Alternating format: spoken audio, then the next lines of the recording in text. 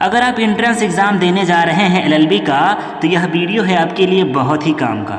नमस्कार दोस्तों, स्वागत है आप सभी का एक और वीडियो में। साथियों, आज की इस वीडियो में मैं आपको बताने वाला हूं कि डॉक्टर राम मनोहर लोहिया अवध विश्वविद्यालय के द्वारा प्रायोजित एलएलबी एंट्रेंस एग्ज़ाम में किस तरीके से प्रश्न पूछे जाते हैं और उनका लेवल किस तरह का होता है।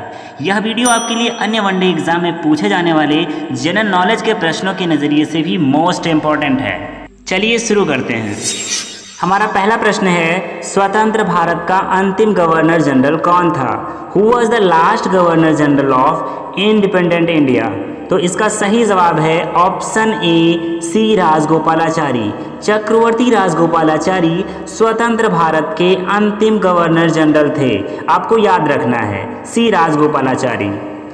हमारा अगला क्वेश्चन है, किस वर्ष से महिलाओं को ओलंपिक खेलों में भाग लेने के लिए अनुमति प्रदान की गई? In which year were women allowed to participate in Olympic games? तो इसका सही जवाब ऑप्शन सी, सन 1900 से। सन 1900 से महिलाओं को ओलंपिक खेलों में भाग लेने के लिए अनुमति प्रदान की गई थी।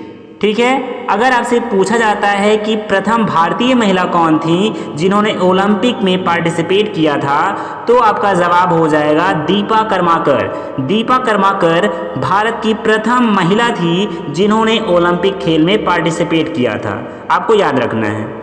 हमारा तीसरा क्वेश्चन है, किसकी अध्यक्षता में भारतीय संविधान सभा का गठन किया गया था? Under whose chairmanship the constituent assembly of India was constituted? तो इसका सही जवाब हो जाएगा option C, doctor Sachchidananda Sinha. Doctor Sachchidananda Sinha की अध्यक्षता में ही संविधान सभा का गठन किया गया था। लेकिन प्रथम सत्र का आयोजन जब हुआ इसका संविधान सभा का, कब हुआ था? 11 दिसंबर 1946। 11 दिसंबर 1946 के प्रथम सत्र के आयोजन में ही डॉक्टर राजेंद्र प्रसाद को स्थायी अध्यक्ष घोषित कर दिया गया था। ठीक है। तो अगर आपसे पूछा जाता है कि संविधान सभा का अस्थायी अध्यक्ष कौन था, तो आपका जवाब हो जाएगा डॉक्टर सच्चिदानंद सिन्हा। और अगर आपसे पूछा जाता है कि संविधान सभा का स्थायी अध्यक्ष, परमानेंट चेयरमैन कौन था, तो आपका जवाब हो जाएगा डॉक्टर राजेंद्र प्रसाद। लेकिन अगर आपसे पूछा जाता है कि इसकी अध्यक्षता में भारतीय संविधान सभा का गठन किया गया था, तो आपका जवाब होगा डॉक्टर सच्चिदानंद सिन्हा। ठीक है। हमारा अगला क्वेश्चन है, भारतीय संविधान में वर्णित राज्य के नीति निर्देशक तत्व किस देश के संविधान से लिया गया है? The directive principle of state policy contained under the Indian constitution has been borrowed from? तो इसका सही जवाब हो जाएगा ऑप्शन बी, आयरलैंड का संविधान। आयरलैंड के संविधान से नीति निर्देशक तत्वों को भारतीय संविधान में लिया गया था। ठीक है। हमारा पांचवा क्वेश्चन है, निम्नलिखित वादों में से किस एक वाद को मौलिक अधिकार के वाद के नाम से जाना जाता है? Which one of the following case is known as the fundamental right case? तो इसका सही जवाब हो जाएगा ऑप्शन डी, केशवानंद भारती बनाम केरल राज्य। Kesavananda Bharati versus state of Kerala. इसमें भारतीय सुप्रीम कोर्ट ने, भारतीय सर्वोच्च न्यायालय ने यह निर्णय दिया कि भारत के संविधान की मूल संरचना संशोधन योग्य नहीं है। ठीक है। भारतीय संविधान की जो मूल संरचना है वो संशोधन के योग्य नहीं है। केशवानंद भारती बनाम केरल राज्य के केस में ऐसा सुप्रीम कोर्ट ने कहा था। हमारा अगला क्वेश्चन है, किसकी अध्यक्षता में भारतीय राष्ट्रीय कांग्रेस का प्रथम अधिवेशन हुआ था? Under whose presidentship the first session of the Indian National Congress was held? तो इसका सही जवाब है option D, WC Banerjee. Womesh Chandra Banerjee के अध्यक्षता में भारतीय राष्ट्रीय कांग्रेस का प्रथम अधिवेशन हुआ था। आपको याद रखना है, WC बनर्जी। हमारा अगला क्वेश्चन है, किस संविधान संशोधन के द्वारा भारतीय संविधान की प्रस्तावना में पंथ निरपेक्ष एवं समाजवादी शब्दों को जोड़ा गया? By which amendment of the Constitution word secular and socialist were added to the preamble of the Indian Constitution? तो इसका सही जवाब हो जाएगा option A, 42nd constitutional amendment act 1976। 42वां संविधान संशोधन अधिनियम 1976 के द्वारा भारतीय संविधान के प्रस्तावना में पंथ निरपेक्ष और समाजवादी शब्दों को जोड़ा गया था। क्वेश्चन नंबर 8 है, रामकृष्ण मिशन का संस्थापक कौन है? Who is the founder of Ramakrishna mission? तो इसका सही जवाब है option B, Swami Vivekananda. Swami Vivekananda Ramakrishna mission के संस्थापक थे। अगला क्वेश्चन है, संविधान सभा की प्रारूप समिति का अध्यक्ष कौन था? Who was the chairman of the drafting committee of the Constituent Assembly? तो इसका सही जवाब है option D, Bhimrao Ambedkar. Doctor Bhimrao Ambedkar was the chairman of drafting committee of the Constituent Assembly। आपको याद रखना है डॉक्टर भीमराव अंबेडकर। हमारा अगला क्वेश्चन है, सार्क का सचिवालय कहाँ है? तो इसका सही जवाब है ऑप्शन डी, काठमांडू। काठमांडू में सार्क का सचिवालय स्थित है। सार्क मतलब दक्षेस, South Asian Association for Regional Cooperation. अगर आपसे पूछा जाता है सार्क की स्थापना कब हुई थी, तो इसका जवाब हो जाएगा 8 दिसंबर 1985 को। ठीक है, जब सार्क की स्थापना हुई थी तो इसमें कुल 7 देश थे, लेकिन सन 2005 में अफगानिस्तान भी इसका सदस्य बन गया और इस समय मौजूदा समय में सार्क में कुल 8 देश हैं। 8 देश के नाम कौन कौन से हैं? अफगानिस्तान, बांग्लादेश, भूटान, नेपाल, भारत, मालदीव, पाकिस्तान, श्रीलंका। ठीक है, आपको याद रखना है। हमारा अगला क्वेश्चन है, साहित्य में नोबेल पुरस्कार पाने वाले प्रथम अरेबिक लेखक कौन हैं? Who is the first Arabic writer awarded with Nobel prize for literature? तो इसका सही जवाब है ऑप्शन सी, नागिब महफूज। नागिब महफूज साहित्य में नोबेल पुरस्कार पाने वाले प्रथम अरेबिक लेखक हैं। ठीक है, हमारा अगला क्वेश्चन है, दास कैपिटल पुस्तक के लेखक कौन हैं? Who wrote Das Kapital? तो इसका सही जवाब है option A, Karl Marx. Karl Marx Das Kapital पुस्तक के लेखक हैं। ठीक है, अगला क्वेश्चन, किस ब्रिटिश गवर्नर जनरल के शासनकाल के दौरान भारत में डाक टिकट प्रारंभ किया गया था? Which British Governor General introduced postal stamp in India? तो इसका सही जवाब है option D, Lord Dalhousie. Lord Dalhousie के शासनकाल में भारत में डाक टिकट का प्रारंभ किया गया था। क्वेश्चन नंबर 15, निम्नलिखित में से किस अनुच्छेद में संविधान संशोधन की प्रक्रिया एवं शक्तियां प्रदान की गई हैं? In which one of the following article procedure and powers of amendment of the constitution has been given? तो इसका सही जवाब है ऑप्शन ए, अनुच्छेद 368। आर्टिकल 368 में कॉन्स्टिट्यूशन को अमेंड करने की प्रक्रिया और शक्तियां प्रदान की गई हैं। अनुच्छेद 368 आपको याद रखना है।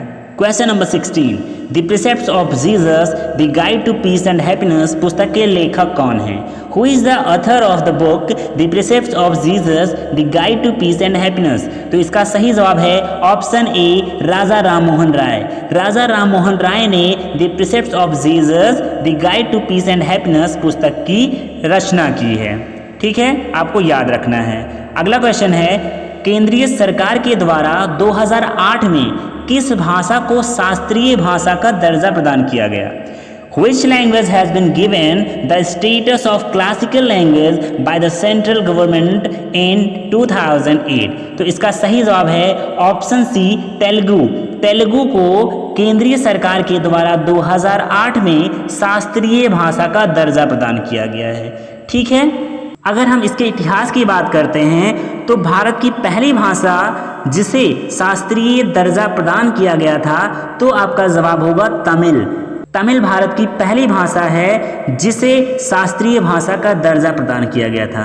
कब? 2004 में। और अगर बात करते हैं 2008 में एक और भाषा है जिसको शास्त्रीय भाषा का दर्जा प्रदान किया गया था, तो वह जवाब है कन्नड़। कन्नड़ को भी सन 2008 में शास्त्रीय भाषा का दर्जा प्रदान किया गया था। संस्कृत को भी शास्त्रीय भाषा का दर्जा प्रदान किया गया है 2005 में। 2005 में संस्कृत भाषा को शास्त्रीय भाषा का दर्जा प्रदान किया गया है और 2013 में मलयालम को शास्त्रीय भाषा का दर्जा प्रदान किया गया है। ये सब बहुत ही इंपॉर्टेंट है, आपको याद रखना है, कोई भी क्वेश्चन पूछा जा सकता है। ठीक है, क्वेश्चन नंबर 18 है, किसने कहा लोकतंत्र लोगों के द्वारा लोगों के लिए एक सरकार है? Who said democracy is a government of the people, by the people and for the people? तो इसका सही जवाब है ऑप्शन ए, अब्राहम लिंकन। अब्राहम लिंकन ने ये कहा था कि लोकतंत्र लोगों के द्वारा लोगों के लिए चुनी गई एक सरकार है। ठीक है, Abraham Lincoln. Democracy is the government of the people, by the people and for the people. Question number 19 है, किस हिंदी लेखक को निराला के नाम से जाना जाता है? Which Hindi writer is known by the name of Nirala? तो इसका सही जवाब है ऑप्शन ए, सूर्यकांत त्रिपाठी निराला। सूर्यकांत त्रिपाठी को निराला के नाम से जाना जाता है। क्वेश्चन नंबर 20, प्रसिद्ध पुस्तक वी द पीपल को किसने लिखा है? Who wrote the famous book We the People? तो इसका सही जवाब है ऑप्शन डी, नानी पालकीवाला। नानी पालकीवाला ने प्रसिद्ध पुस्तक वी द पीपल को लिखा है। अगला क्वेश्चन, किस क्षेत्र में असाधारण योगदान के लिए ज्ञानपीठ पुरस्कार दिया जाता है? Jnanpith award is given for the outstanding contribution in the field of dash dash dash. तो इसका सही जवाब है ऑप्शन सी, साहित्य, लिटरेचर। लिटरेचर के क्षेत्र में असाधारण योगदान के लिए ज्ञानपीठ पुरस्कार को दिया जाता है। अगला क्वेश्चन, क्वेश्चन नंबर 22, भारतीय संसद के द्वारा पर्यावरण संरक्षण अधिनियम कब पारित किया गया था? The environment protection act was passed by the Indian parliament in the year dash dash dash. तो इसका सही जवाब है ऑप्शन नंबर बी, 1986। 1986 में भारतीय संसद के द्वारा पर्यावरण संरक्षण अधिनियम को पारित किया गया था। ठीक है, हमारा अगला क्वेश्चन, भारत में प्रथम महिला पुलिस महानिदेशक कौन थी? Who was the first woman director general of the police in India? तो इसका सही जवाब है ऑप्शन सी, किरण बेदी। किरण बेदी पहली महिला पुलिस महानिदेशक थी। 1973 बैच की IPS अधिकारी हैं ये, किरण बेदी। ठीक है, आपको याद रखना है। साथियों, वीडियो के अंत में एक क्वेश्चन आपके लिए, जिसका जवाब आपको कमेंट में देना है। निम्नलिखित पुरस्कारों में से किस पुरस्कार की घोषणा इसके संस्थापक की पुण्यतिथि के दिन की जाती है? Which one of the prizes is declared on the day of the death anniversary of its founder? आपके ऑप्शन हैं नोबेल पुरस्कार, ज्ञानपीठ पुरस्कार, दादा साहब फाल्के पुरस्कार या फिर इनमें से कोई नहीं।